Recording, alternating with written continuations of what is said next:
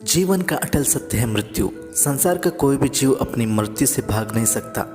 हर किसी को एक ना एक दिन अपने शरीर का त्याग जरूर करना पड़ता है और मौत के बाद उसके मृत शरीर का अंतिम संस्कार किया जाता है। हिंदू धर्म के 16 संस्कारों में अंतिम संस्कार है दाह संस्कार। इस संस्कार में धरती पर अपने जीवन काल को पूरा कर लेने के बाद जब व्यक्ति की आत्मा शरीर को त्याग कर वापस अन्य शरीर में प्रवेश करने के लिए चली जाती है, अंतिम संस्कार में वेद मंत्रों के साथ शव को अग्नि के हवाले कर दिया जाता है। इसका सारा कार्य शमशान घाट में ही किया जाता है। इंसानी शव और शमशान घाट से जुड़े कुछ मान्यताएं और तथ्यों को आज हम आपके सामने लाएंगे। उससे पहले हमारे वीडियो को लाइक, शेयर, कमेंट और चैनल को सब्सक्राइब करना ना भूलिए। पहली मान्यता यह है कि शमशान से लौटते समय पीछे मुड़कर क्यों नहीं देखना चाहिए। अग्नि में भस्म होने के बाद शरीर जिन पंच तत्वों से बना है उन पंच तत्वों में जाकर वापस मिल जाता है, लेकिन आत्मा को अग्नि जला नहीं सकती है। इसलिए आत्मा का अस्तित्व देह जल जाने के बाद भी रहता है। शवदाह संस्कार के बाद घर लौटते समय वापस पीछे मुड़कर देखने पर आत्मा का अपने परिवार के प्रति मोह टूट नहीं पाता। दूसरी ओर पीछे मुड़कर देखने का मतलब यह भी होता है कि मृत व्यक्ति के प्रति आप में भी मोह बना हुआ है। इसलिए मोह से मुक्ति के लिए शवदाह संस्कार के बाद लौटते समय पीछे मुड़कर नहीं देखना चाहिए। दूसरी मान्यता यह है कि शमशान घाट में महिलाओं का जाना वर्जित क्यों है। कहा जाता है कि जिन आत्माओं को मुक्ति नहीं मिलती वो शमशान घाट पर भटकती रहती है। ऐसे में महिलाओं के शरीर में इन आत्माओं के प्रवेश होने की संभावनाएं सबसे ज़्यादा रहती है। इसलिए शमशान घाट में महिलाओं के जाने पर पाबंदी होती है। महिलाओं का मन कमज़ोर और कोमल होता है। शमशान में जो दृश्य होते हैं उसको देखकर वह अपने आप को विलाप करने से नहीं रोक पाती है, जिससे मृत आत्मा को भी दुख होने लगता है। इस कारण से भी महिलाएं शमशान घाट नहीं जा सकती।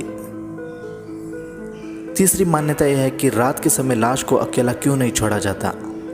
शास्त्रों के अनुसार ऐसा कहा जाता है कि जब किसी व्यक्ति की मृत्यु सूरज ढलने के बाद होती है तो उसका अंतिम संस्कार अगले दिन सूरज निकलने के बाद ही किया जाता है। दरअसल रात के समय अंतिम संस्कार करना गलत माना जाता है। किसी व्यक्ति की मृत्यु हो जाती है तो उसका शरीर एकदम से खाली हो जाता है। ऐसे में रात के समय जो दूसरी भटकती आत्माएं होती है वो उसके खाली शरीर में प्रवेश कर सकती है। यही वजह है कि मृत्यु के बाद रात के समय लाश को अकेला नहीं छोड़ा जाता। चौथी मान्यता यह है कि अंतिम संस्कार करने के बाद नहाना क्यों अनिवार्य है।